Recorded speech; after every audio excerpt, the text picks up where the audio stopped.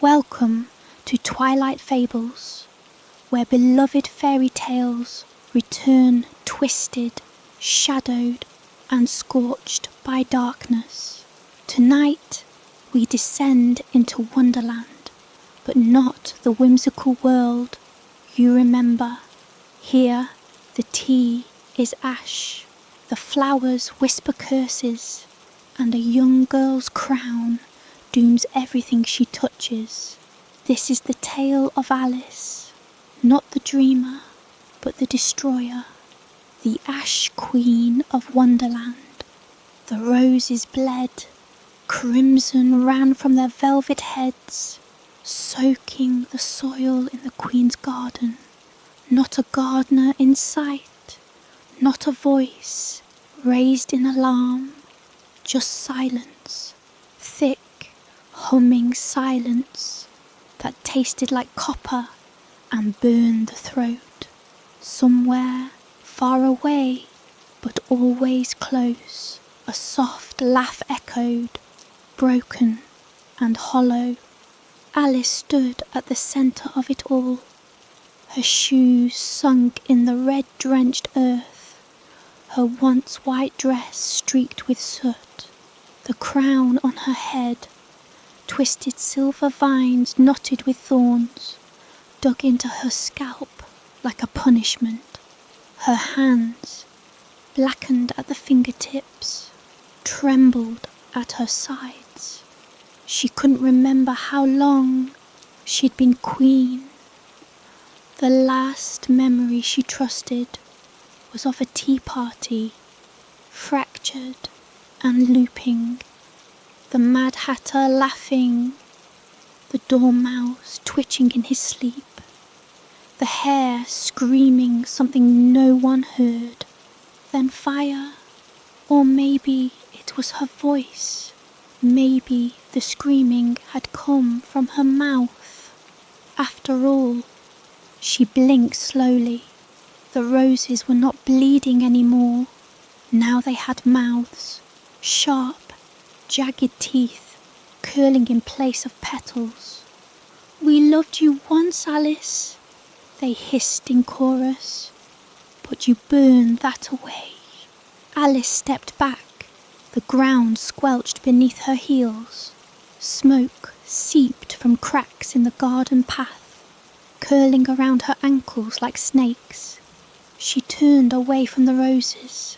Behind her, Wonderland stretched out like a corpse. The sky overhead was colourless, not grey or black, just absent, as if someone had scraped the colour off the sky with a knife. Once, this world had been bursting with madness and light and impossible things, but now it rotted. The Queen's castle loomed in the distance, skeletal spires rising like black fingers, clawing at the heavens. Its windows were dead eyes, its halls whispered without breath. Alice walked toward it, dragging the ash of her realm with every step. Inside the throne room, the Hatter sat slumped in a high-backed chair beside the cold hearth. His hat was crushed and soggy, one eye gone, the other clouded with ink. When he noticed Alice, he rose, not with joy or welcome, but obedience. "My queen," he rasped, "you've come back from the garden. Was it red again?" Alice didn't answer. Her eyes were fixed on the floor. The checkered tiles were shifting. White squares turned grey, then black, then cracked open like mouths and hissed. She watched as something, no, many somethings, moved just beneath the stone. Pale hands, twisted limbs, waiting. She blinked again. They were gone. The Hatter hobbled closer, dragging a chair leg behind him as if his foot had become part of it. "Time has stopped again," he whispered. "Or perhaps it skipped. I can't tell any more. Either way, we're undone. The tea party never ends, only curdles." Alice looked up. Her throat burned. "Where's the white rabbit?" The Hatter smiled, teeth like broken sugar cubes. "Gone down the hole again. He never stays long. Not since you crowned yourself." "I didn't." "Oh, but you did," he said, gently. "You defeated her. The Red Queen. You stood on her chest while the Jabberwock died in your name. And then you sat on her throne. You wore the vines and called it victory." Alice's fingers brushed the thorned crown. She could feel her scalp roar beneath it. "But I just wanted to go home." The Hatter cackled. Once, a short, bark-like sound. "There's no home anymore. You burned it when you broke the mirror." In the western wing, beyond the throne room, the hall of looking glasses had become a corridor of smoke and screams. Each mirror showed a different wonderland, one full of colour, another twisted into bone and flesh. A third was filled with black water. In that one, Alice saw herself, but not quite. The girl in the mirror had no crown. Her eyes were clear, her dress white. She was smiling. Alice reached toward the glass. The girl on the other side reached back.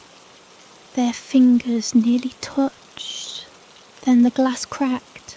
A spider web of fractures spread from the girl's eyes outward.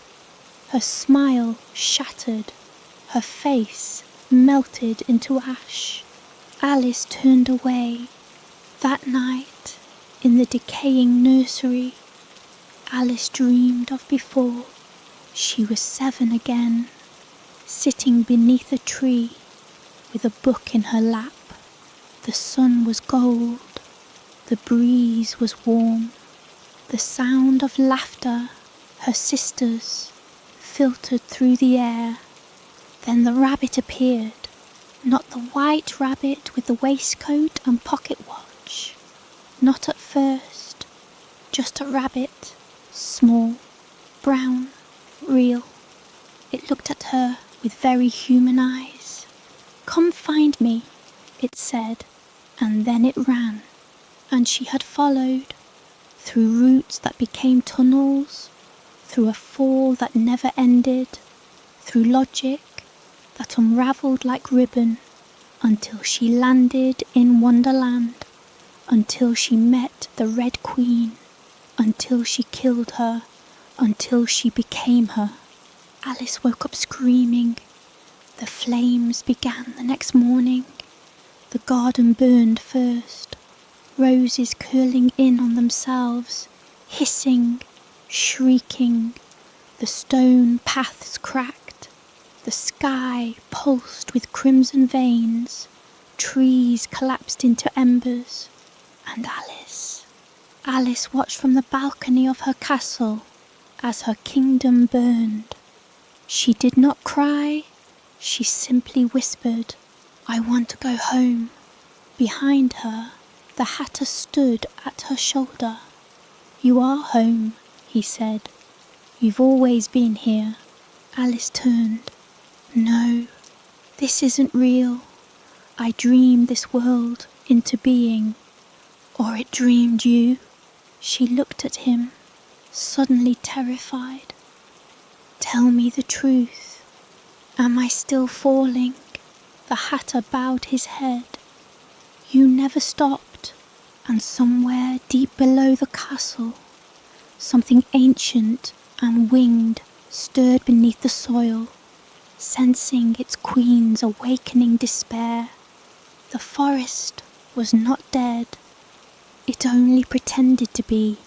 Alice wandered its edge in the grey light of a sky that refused to shine. The trees here were iron-trunked and root-bound with bronze cables, branches twisted into gnarled arms like fingers caught mid-scream. Leaves, once green, she thought, clattered as they dropped, sharp as rusted blades. Nothing bloomed, yet everything moved when she looked away. This was the clockwork forest, and it had not always been here. Once it had been the Tulgey Wood, full of strange laughter and strange beasts, but now it ticked, groaned, and shifted in place like a machine too old to function, yet too angry to stop. Alice's feet sank into the soot-covered ground. Behind her, Wonderland burned in pieces. Garden first, now the chessboard hills. She couldn't look back anymore. The guilt screamed when she did. The crown dug deeper.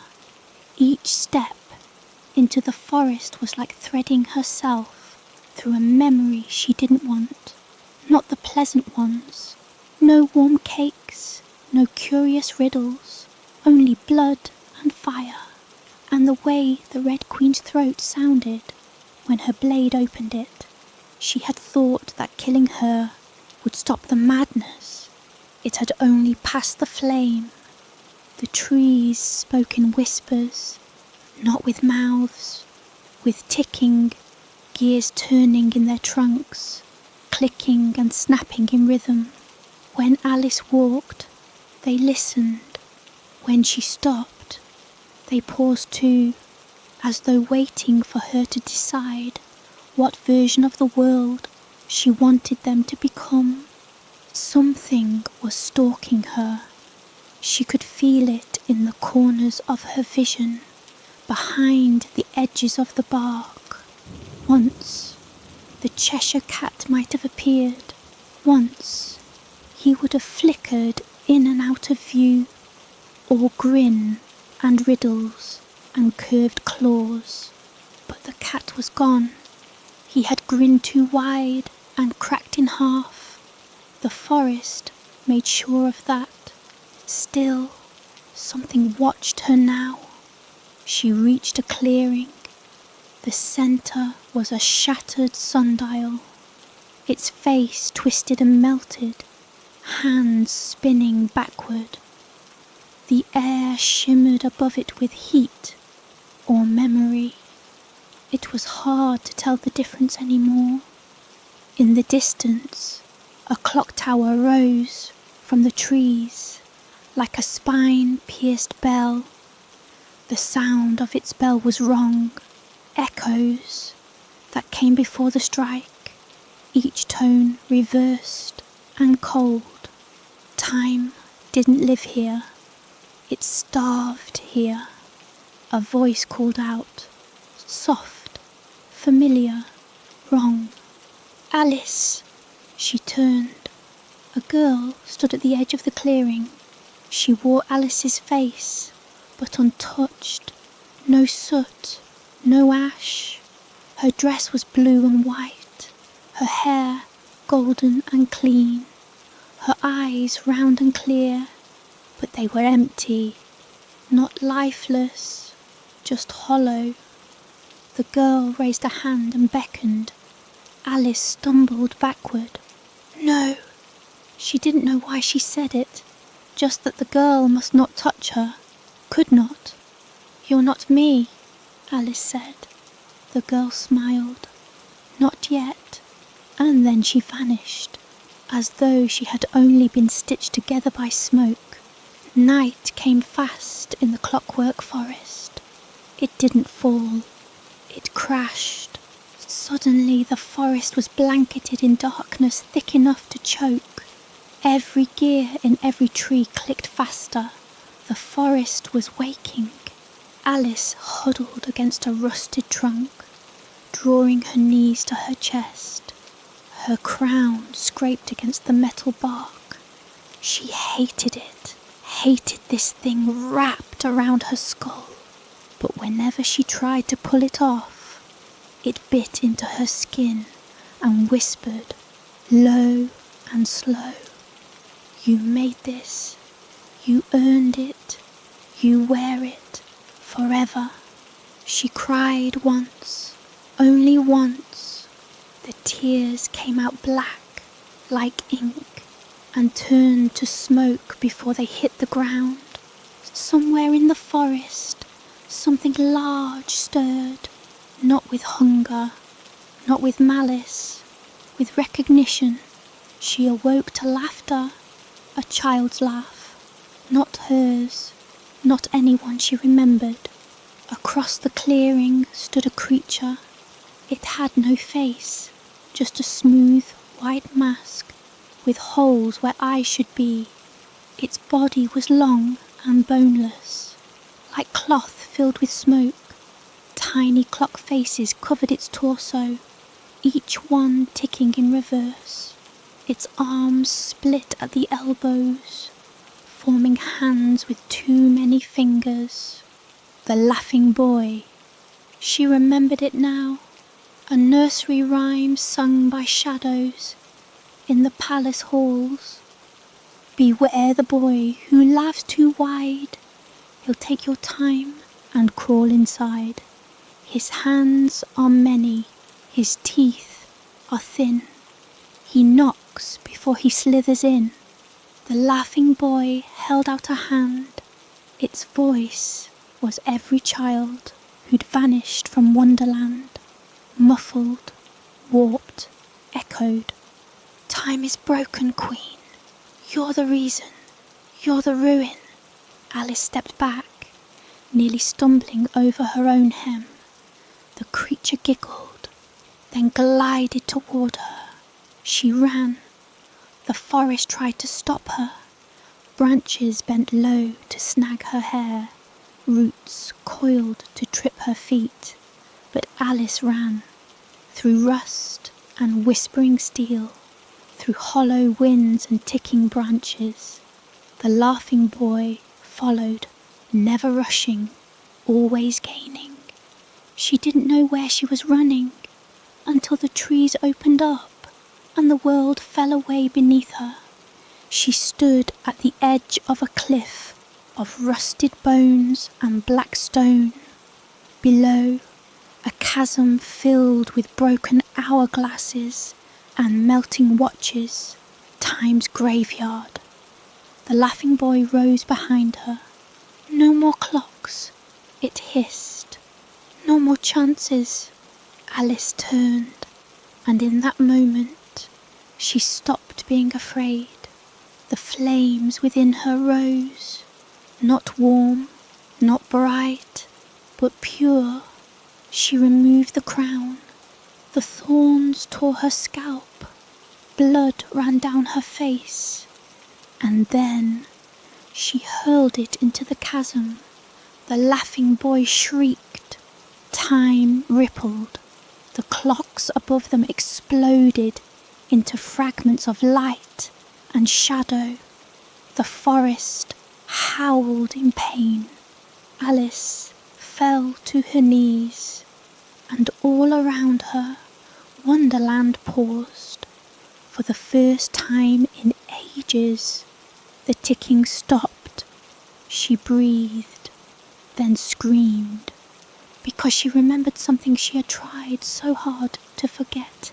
She had never left Wonderland, not since the first fall, not even once, and someone else was wearing her face. The silence after the fall was worse than the chaos before.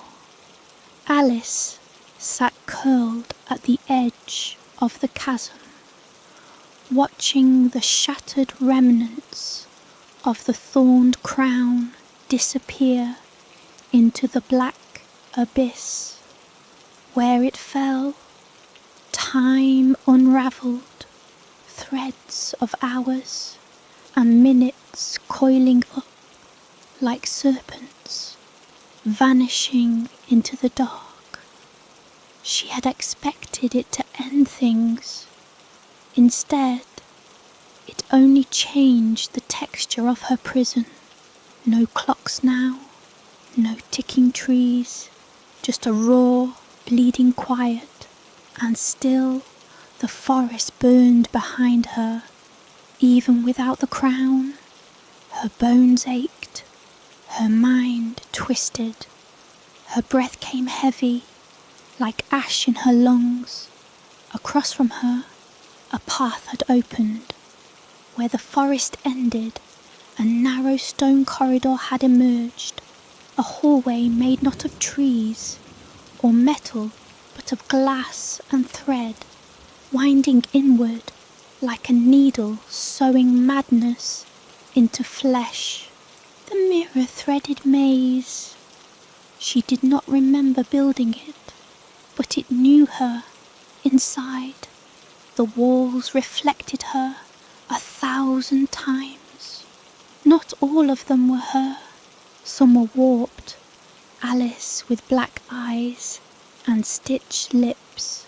Alice with fire in her chest, burning outward. Alice with no face at all, just a smooth, blank surface and hair made of spiders. Some mirrors showed her still a child, innocent and wide-eyed. Others showed her old, withering, crumbling. She moved cautiously, one hand brushing the glass. Each reflection whispered, but none spoke aloud. Their mouths moved, mimicking things she couldn't hear, secrets she wasn't allowed to know anymore. At the first fork, she turned left. Immediately, the path behind her sealed shut. Thread, white and spider-fine, stitched the mirror panels closed. She kept walking. Farther in, the reflections changed. Now, she saw other things, scenes from before the throne, before the garden, before the fall.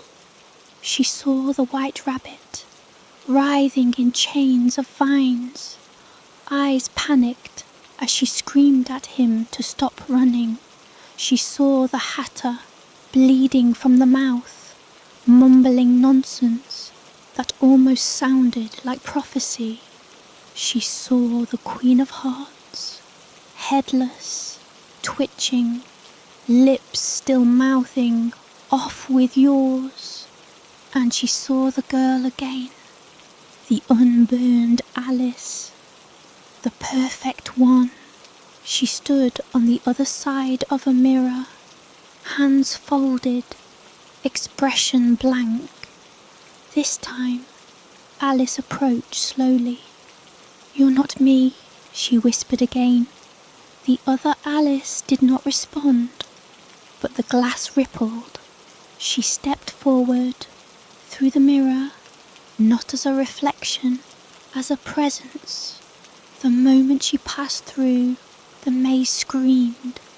The thread unwound, whipping and slicing the air.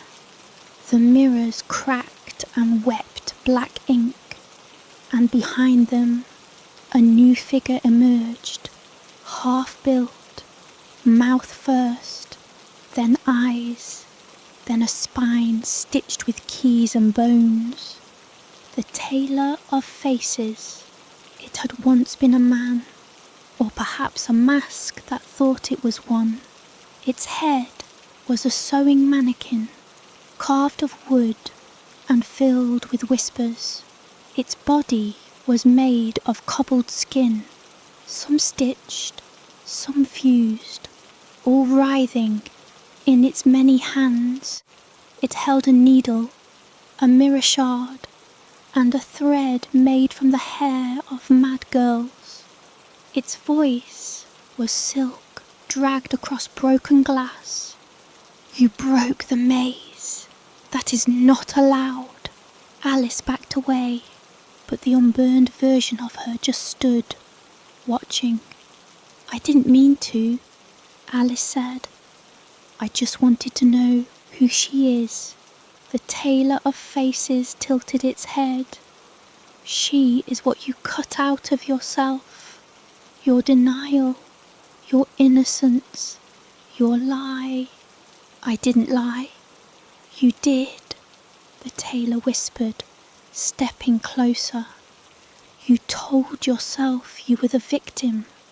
You said you fell, but you climbed. You killed. You chose the throne. No, you chose the fire. The maze folded. Walls crumbled into thread. Mirrors shattered inward. The two Alices were drawn toward each other by invisible hands. One weeping ash, the other frozen in a perfect smile. The tailor circled them both. You may take her back, but she will not fit inside you as she did before. You are full of rot now. The empty places in your soul are no longer shaped for innocence. Alice looked at her other self, smooth, blank, untouched. The thought of holding that again made her teeth hurt. No, she said. She's not who I am, not anymore. She turned to the tailor. But I'll stitch myself again, on my terms. The tailor grinned. It did not have lips, but it grinned. Then take the needle. It extended one of its 100 hands, offering her a black iron needle with an eye that wept blood. Alice took it. The unburned girl vanished like smoke. Now Alice walked alone through what remained of the maze, threading her memories together, one by one. The burning garden, the mirror-eyed guards, the white rabbit who had stopped running only to beg her not to follow, the crown, the way it had sung to her when she placed it on her head, her own voice whispering, I want to rule, I want to be more than a dream. Now she knew what she'd meant, not more than a dream, more than a girl. She stitched the needle through her palm, sealing the raw tear in her hand. Where the fire had first entered, the pain was sweet, real, reminding she was the Ash Queen, and Wonderland had not died because of her. It had become her. She emerged from the maze at dawn. Not a real dawn, just a paler kind of grey. The sky still refused colour, but the air was different, charged, like something had been acknowledged. The hatter stood waiting at the exit. You're stitched now, he said. Different, not whole, she replied. No, but you never were. None of us are. He held out his hand. She didn't take it. Instead, she looked behind her at the maze folding into nothing, the thread writhing into coils and vanishing into the dirt. The tailor was gone, but the needle remained in her hand.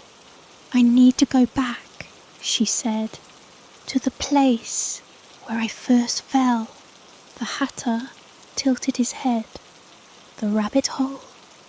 No, she said softly. To the mirror I broke, the one that let me in, somewhere deep beneath the roots of Wonderland. In a palace of glass and screaming time, a child's voice whispered a nursery rhyme backwards, and in a cracked mirror, in a forgotten hall, a face that looked like Alice's smiled without eyes and whispered, "Come find me, The journey to the mirror was not a straight line. In Wonderland, nothing ever was. Alice descended through layers of her own memory, stitched into the world. Each step forward spiraled inward. The path wound through a bone orchard where the trees bore dangling hourglasses instead of fruit, then through a dried up lake where the skeletons of swans lay curled around sunken tea sets. The air thickened with ash and time. Wonderland felt not like a world she walked through, but like a haunted house built from her insides. At her hip hung the needle gifted by the tailor of faces. The thread it spun was not silk or string, it was memory, pulled taut from old wounds. She used it to mark her trail, even though she knew it would vanish the moment she looked away. Everything did.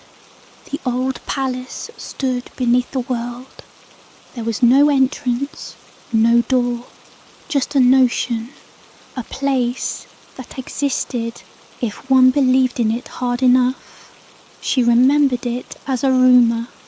The palace of glass, the original heart of Wonderland, older than the chessboard, older than the Red Queen, perhaps even older than the dream itself. Alice whispered the name as she stepped into the dirt and felt it give way. The world cracked and she fell. She landed in silence. No impact, no sensation, just a shift, and then she stood in a hall with no floor, only mirror above her, mirror around her, mirror, her own reflection multiplied infinitely, but not a single one matched. Some versions smiled with cracked teeth, others wept black tears. A few bled from the crown of the head, where thorns had sunk too deep, but most simply watched, waiting for her to recognize the lie in her step. She didn't speak. She knew the rules now. Words were keys in Wonderland, but not always to doors. Sometimes they opened cages. Sometimes they opened graves. At the centre of the palace stood the first mirror. It wasn't ornate, no gold or filigree, just a tall, thin rectangle of glass, fogged and dim. Its frame was made of bone. Its surface shimmered like water that had forgotten how to be wet. Alice approached, heart clawing at her ribs. The first mirror had been the beginning, the true fall, not the rabbit hole. That had just been the metaphor, something her mind conjured to soften the truth. She hadn't fallen into Wonderland. She had walked through this mirror. She had looked at her reflection and said, "I want to be more." And the mirror had answered, "Then let go of who you are." The reflection staring back now was not her. It was the girl again, the unburned Alice. Perfect, smooth, empty. But this time she spoke. "You can still leave," she said, "if you choose to forget." Alice stepped closer. "I don't want to forget." "You never did," the girl replied. "You let go. You burned everything that didn't fit the shape of your desire. You said you wanted more. Wonderland gave you more. I didn't want to destroy it." The girl laughed, not cruelly, softly, pityingly. "You didn't destroy it. You created this. Wonderland is not a place. It's an echo chamber for the broken pieces of you. Alice raised her hand, touched the glass. It rippled under her skin like oil. "What happens if I step through again?" she asked. The girl tilted her head. "You wake up. That was the promise, wasn't it? Always has been. Wake up and it's over. No more madness, no more ash, no more thrones or riddles or burning gardens. Just a girl in a bed, sunlight on her face, tea on the table. But that world was gone. Or maybe it had never existed."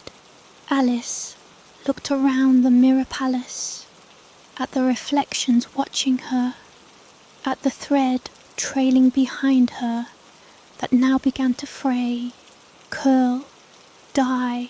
She turned the needle in her palm and whispered a new truth. "I don't want to wake up."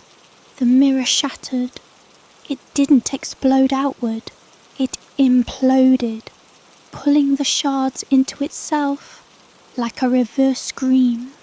Light bent. The reflections screamed in unison. The palace walls cracked. Glass rained upward, and something stepped through the mirror. Not Alice. Not quite. It had her face, but wrong. Elongated. Eyes like black suns. A grin too wide. Hands that split into thorns at the wrist. The hollow queen. The thing she could have become had she embraced the lie fully. If she'd killed the last memory of who she had been. If she had made Wonderland a tomb instead of a kingdom. The hollow queen opened its mouth and whispered, "You chose wrong." Alice didn't flinch. "I chose me."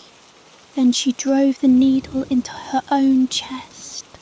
Time snapped. Memory unravelled. The palace of glass collapsed into flame and light, and Alice fell, not into blackness, into herself. She awoke in the throne room, only it was not the same. The walls still bled shadow, but the garden beyond had stopped burning. The roses were ash, but they no longer screamed. The sky still wore grey, but no longer throbbed with veins of red. The hatter knelt beside her. "You've stitched something new," he whispered. Alice sat up, clutching the bloody needle in her hand. Her chest burned where she had pierced it. "I stitched a door, a lock, a promise."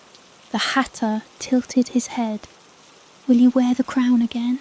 She looked at the throne. It was empty. For the first time since she'd taken it, she didn't feel drawn to it. "No," she said. "Let it rust." The garden beyond stirred with wind. Real wind. Change. Far beneath the earth, where the broken mirrors dreamed. The hollow queen screamed in her prison of glass and vanished into smoke. And above, for the first time in years, something flickered in the sky. Not a sun, but the idea of one. A beginning, not of escape, but of rebirth. The wind had returned. It stirred ash into little whirlpools on the cracked tiles of the throne room, lifted dead petals from the scorched vines clinging to the columns, and danced through the empty hollows of the castle. For the first time in an age, the air did not taste like iron and sorrow. It tasted of memory, still bitter, still cold, but real. Alice stood at the balcony, staring down at her ruined kingdom, Wonderland was not whole, but it was breathing again. Where once fire raged, smoke now thinned into clouds. The sky no longer hung like a dead thing. The trees still wept gears in the clockwork forest, but their ticking had softened, and their roots had stopped dragging themselves through the earth in search of something to punish. She had changed the mirror. She had refused the lie. She had chosen herself, and in doing so, she had opened something older than Wonderland itself. The wind told her where to go. The bone garden lay at the heart of the kingdom. Not even the Red Queen had dared tread its soil. It was the burial ground of all the forgotten versions of Wonderland. Places and people and rules that had been abandoned, overwritten, or devoured by change. It was where old magic slept.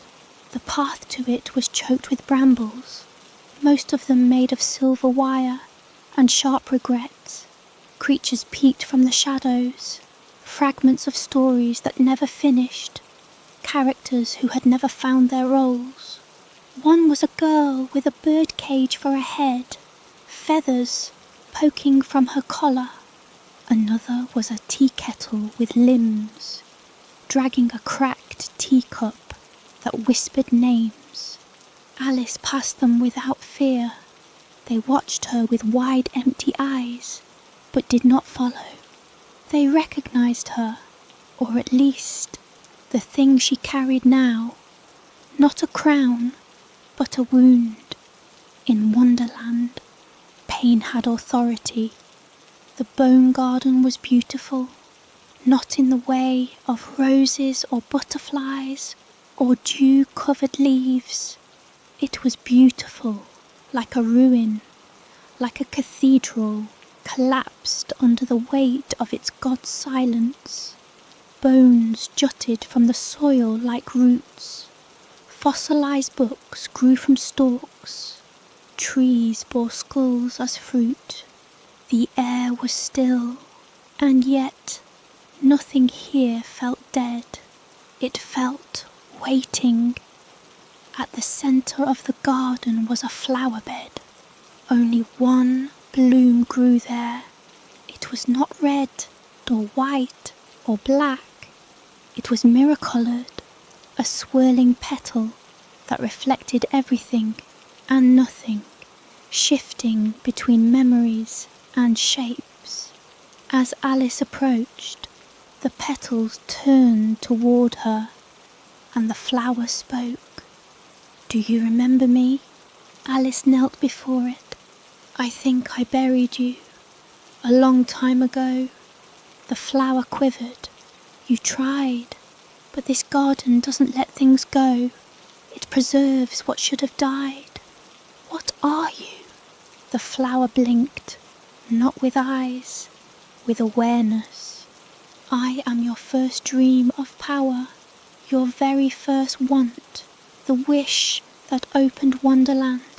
I am the seed that cracked you open." Alice's throat tightened. "I was only a child. All rulers begin as children," the flower replied. "The hunger for more meaning, more wonder, more control. It begins in the softest hearts." Alice reached out and touched the flower. It did not burn her, but it began to unfold. Each petal unwrapped into a scene. She saw herself, 7 years old, sitting by the river bank, watching ants dismantle a dead beetle. Her sister reading aloud from a book she hadn't cared to hear. Her thoughts drifting. "I wish I could leave," she had whispered, "not to run away, not to escape, but to change the rules, to write a new story, one where the queen was not old and cruel and laughing, one where the girl was the architect, not the pawn. The flower pulsed. You didn't fall, it reminded her. You opened the path. You built Wonderland. Alice closed her eyes, and then I broke it. No, the flower said. You merely forgot it was yours. The ground beneath her shifted. The flower bed widened. Dozens, no hundreds, of new buds began to rise from the soil. Each one shimmered like the first, shaped from the broken pieces of long-lost dreams. A girl with clock hands for fingers reached from one. A door with no hinges grew from another. One opened to reveal the sound of a laugh that had never been heard aloud, and at the centre of them all stood a single object, a mirror, but not cracked, not shivering, whole. It reflected nothing but possibility. Alice stood. Is this what comes after the ashes? The flower did not answer. It didn't need to. She stepped forward, not through the mirror, into it, and this time she didn't lose herself.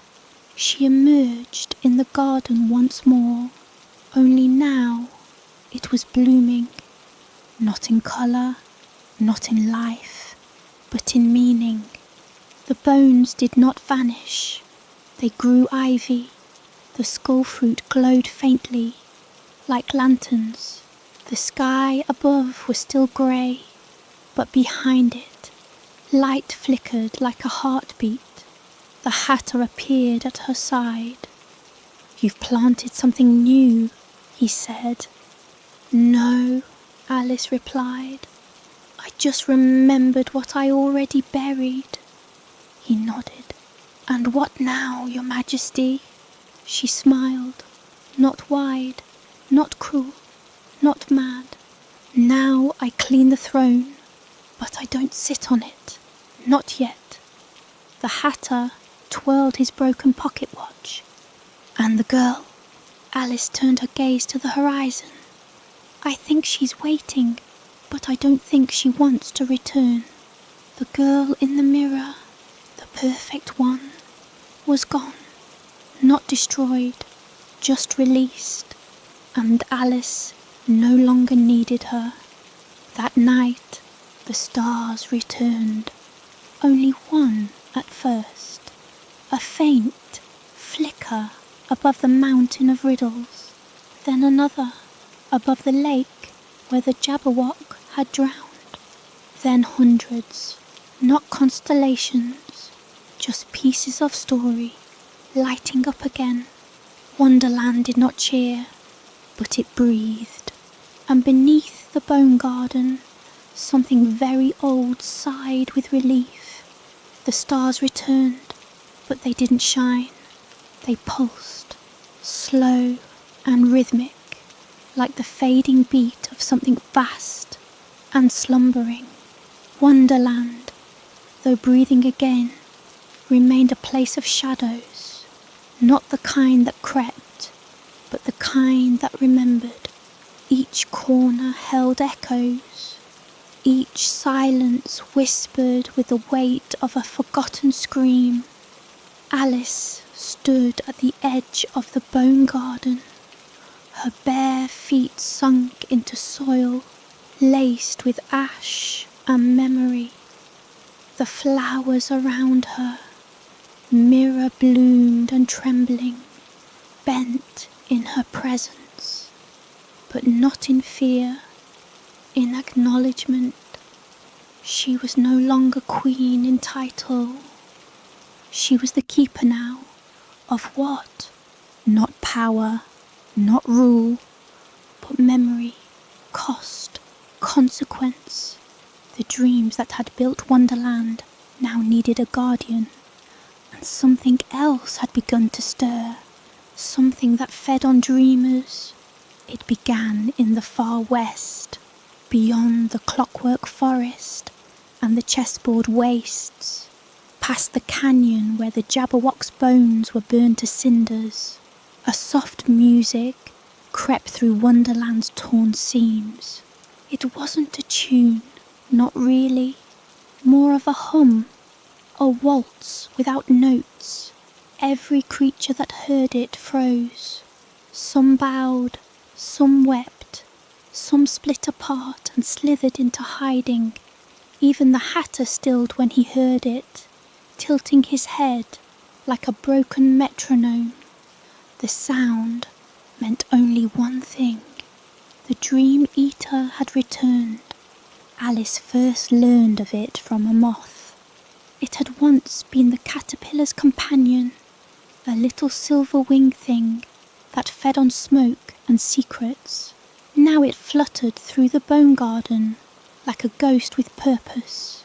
She watched it circle her head twice before landing on her shoulder. Its voice was a whisper in her ear. "He wakes."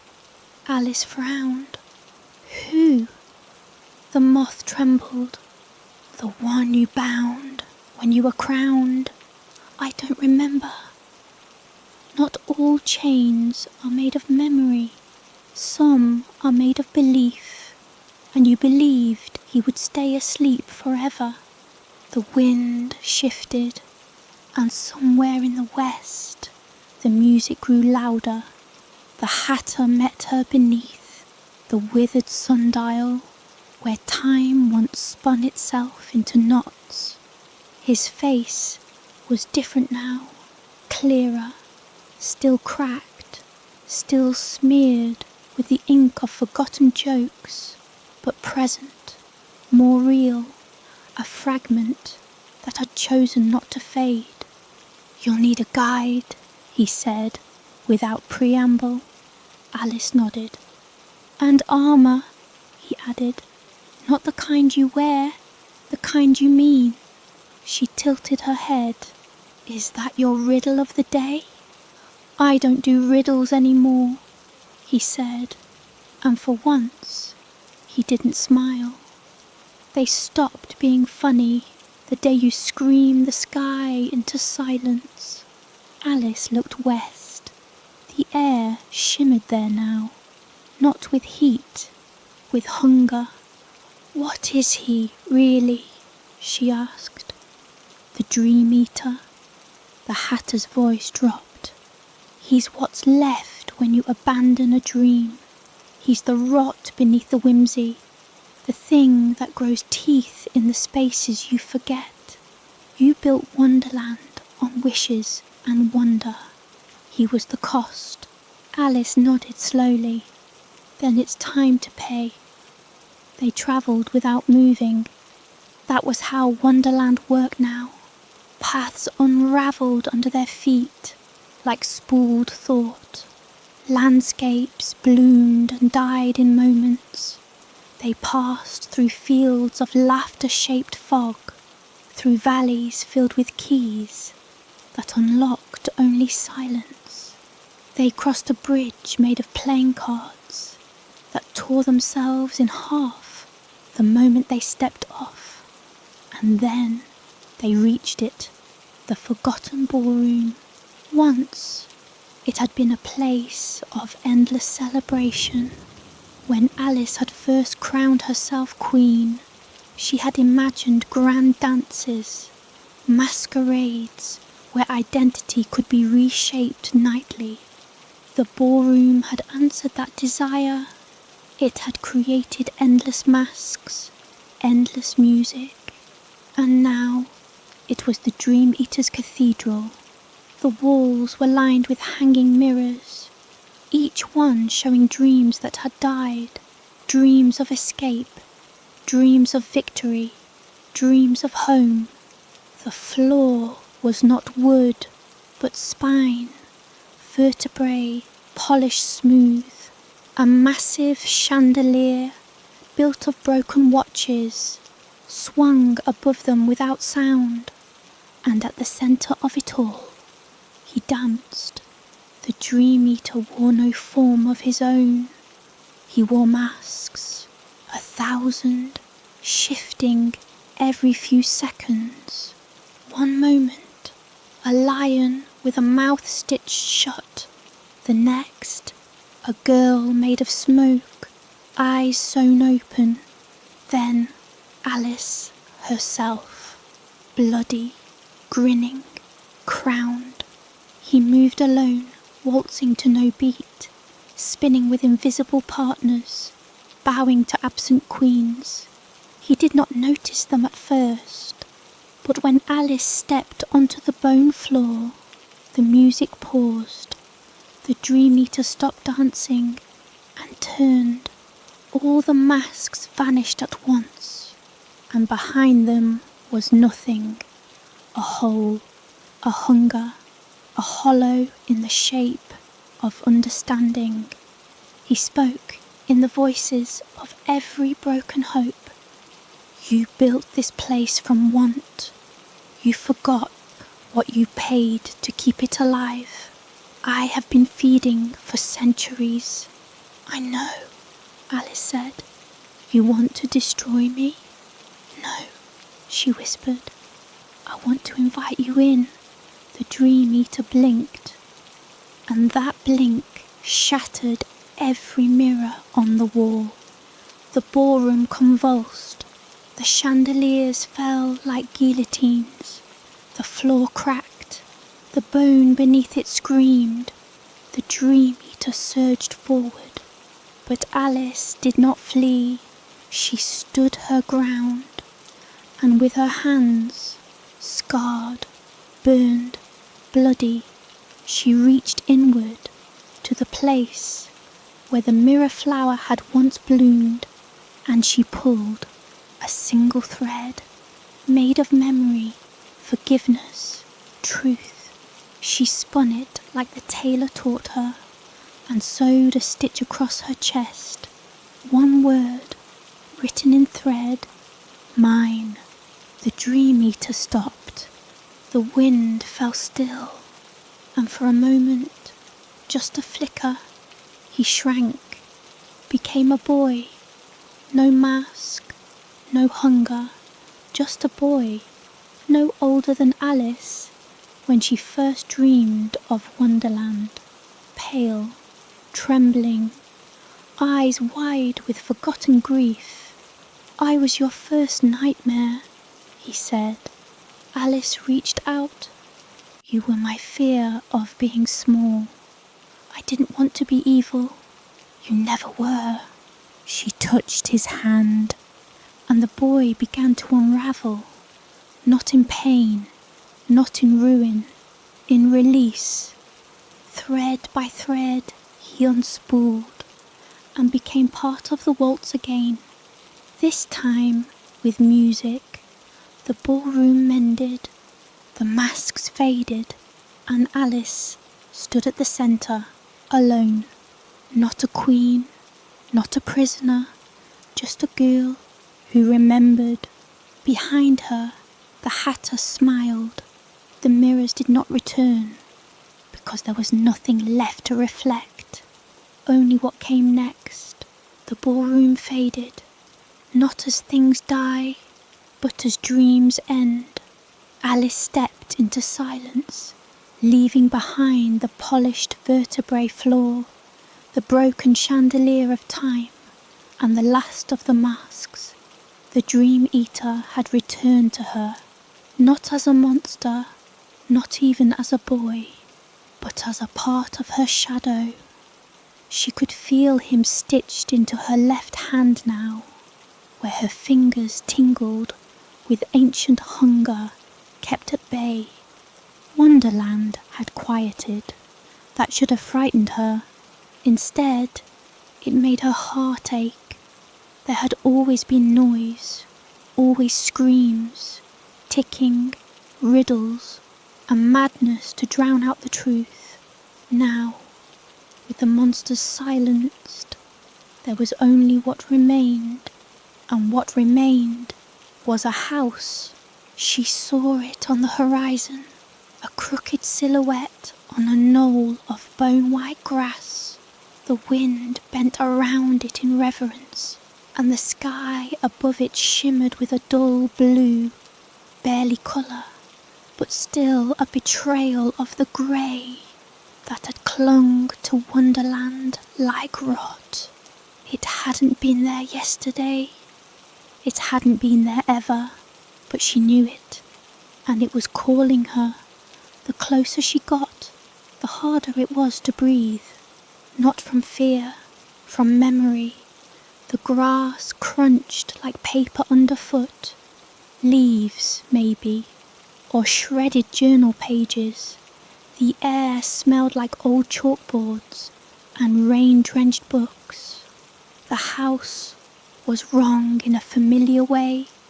It had no consistent shape.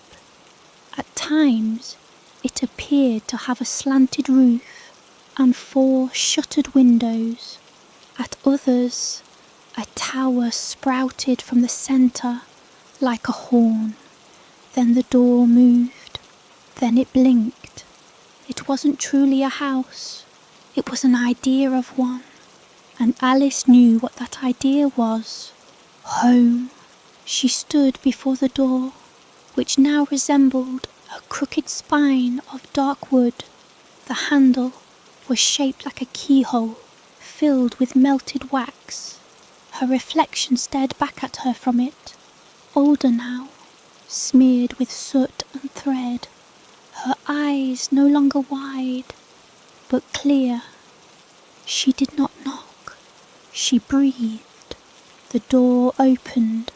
Inside, the world was quiet and burning.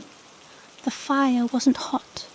It danced in the hearth, in the walls, beneath the floorboards, but it didn't consume. It illuminated. Photos hung on the wall, not photographs, drawings, scribbled in a child's hand. One showed a girl with blonde hair and 2 wide eyes standing in a garden. Another depicted a rabbit with a broken clock. Another showed a throne drawn in crayon, surrounded by black scribbles. Alice walked past them slowly. Every room was familiar. Every chair was the wrong size. Every shadow was shaped like a moment she'd lost. She stopped before the mirror above the mantel.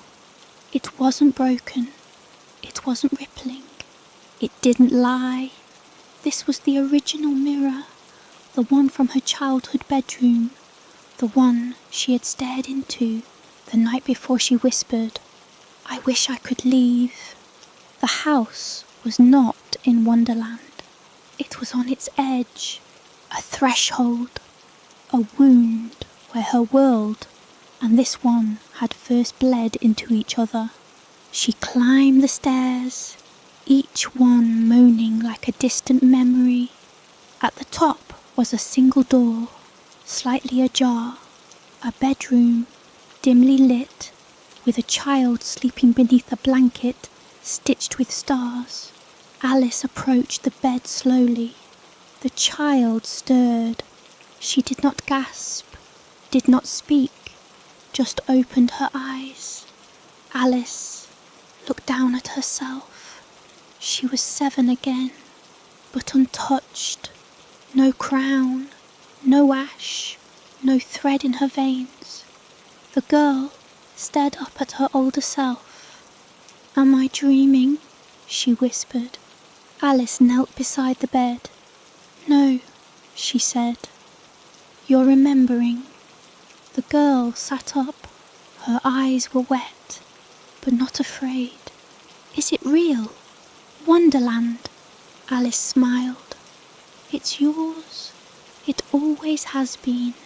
The girl frowned. "But it's scary." "It was," Alice agreed, "because I made it scary." The girl touched her own chest. "Did I become the queen?" "No," Alice whispered. "You became you. The queen was just one part." The girl hesitated, then leaned forward. Can I wake up now? Alice took her hand. You already did. The house shifted. The fire began to fade, not die but dissolve. The walls folded like paper. The stairs twisted inward. The bed sank into shadow. The girl smiled once more, then closed her eyes and vanished. Not gone, returned. Alice stood alone in the hallway of a house that no longer existed. Her own hand, older now, glowed faintly with the thread she had pulled from the mirror flower, the bone garden, the ballroom, and the dream. And now she understood what it had become. Not a weapon, not a crown, but a needle to mend. She stepped outside. The house crumbled behind her, fading into dusk. The sky was fully blue now, a pale, trembling blue, not perfect, but real. And Wonderland, it watched. The garden bloomed with strange things, flowers shaped like wishes, rivers that whispered apologies. The trees bent, not in submission, but in greeting, and at the heart of it all stood the throne, still cracked, still bleeding shadow, still hers if she wanted it, but she didn't. Instead, she bent down and planted the thread right there in the soil. It writhed once, then sank, and from it a sprout grew, something new, something unnamed. Behind her, the hatter arrived. He wore no hat, only a scarf of spinning cards, each blank. He looked at the sprout, then at Alice. So this is the end? No, she said softly. This is the page after the ending, the part they never read aloud. He nodded. Do you still dream? Alice turned her face to the sky. I do, but now I wake up with something to carry. And what's that? She looked down at her hands, at the needle, at the ash-streaked lines on her palms. Atonement. And the stars, as if in reply, began to bloom. They came to her as echoes at first, not in crowds, not in parades, but as soft footsteps and rustling breaths. Creatures of Wonderland, the broken, the discarded, the remembered, drawn to something that had never existed before. Peace. It rippled outward from the seed she had planted. The sprout had become a tree in a day's time, one with glass leaves and a trunk made of woven roots and winding storylines. It didn't cast a shadow, it cast memory, and where it grew, the world stopped screaming.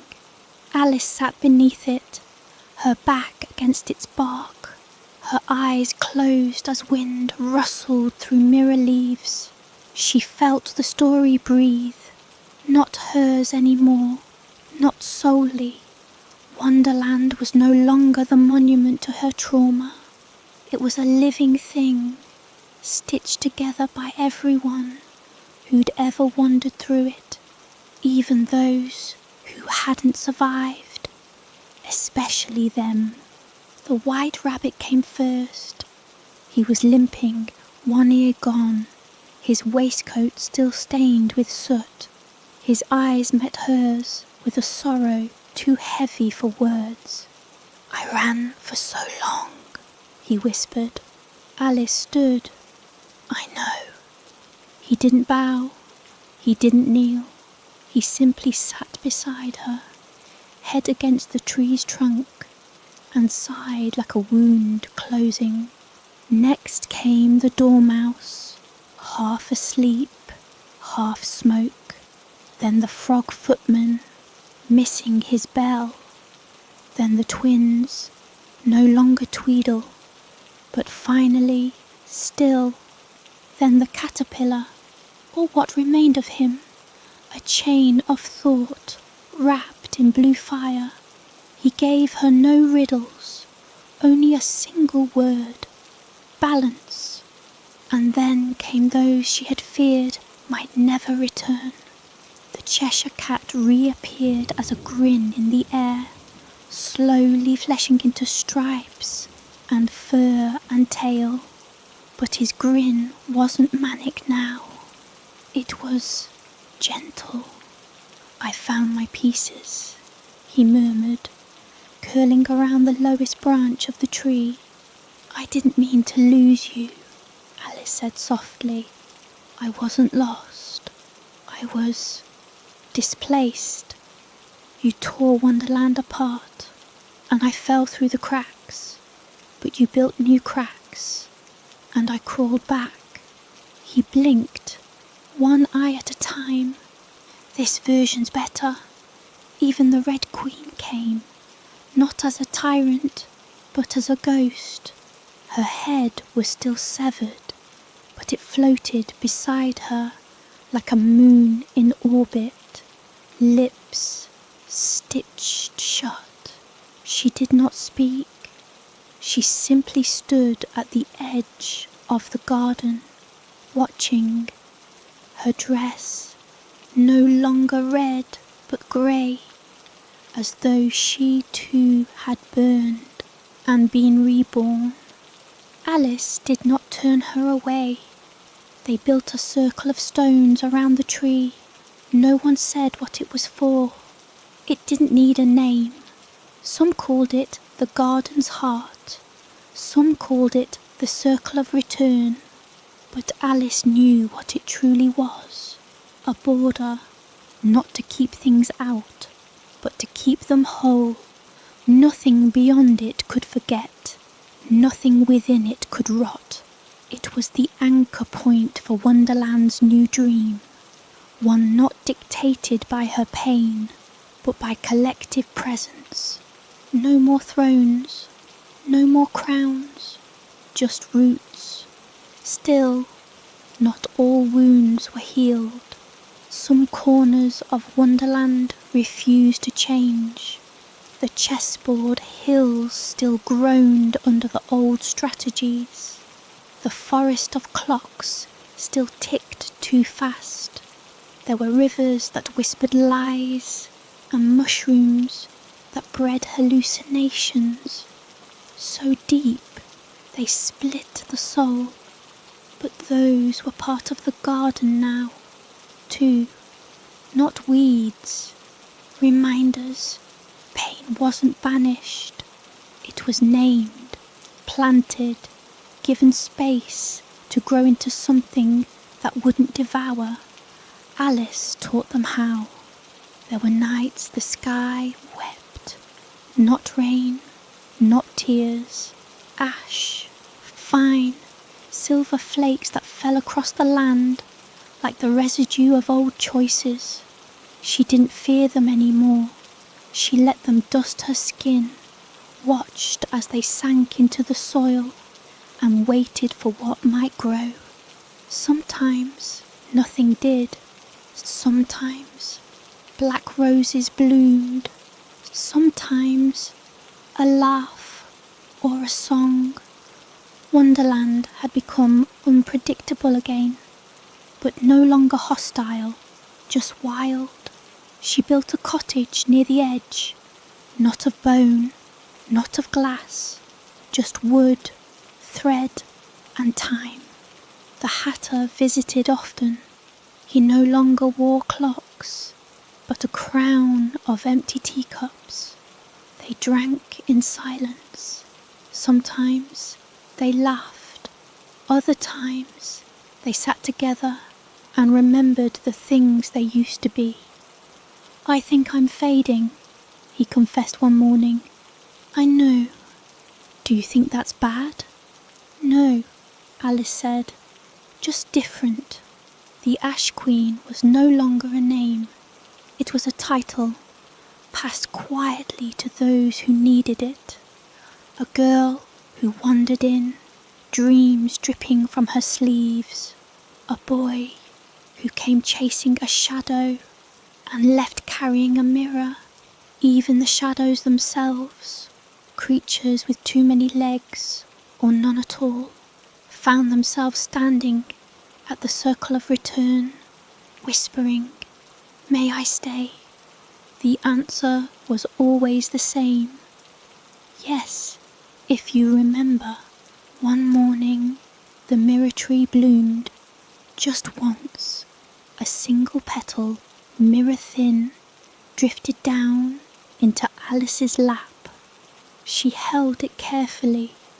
Inside, reflected in the glass, was a new face, a child's, not hers, not yet, but one who would find Wonderland again, and when they did, they would inherit not a kingdom, but a story, with thorns, with laughter, with wounds, and with a garden to begin again.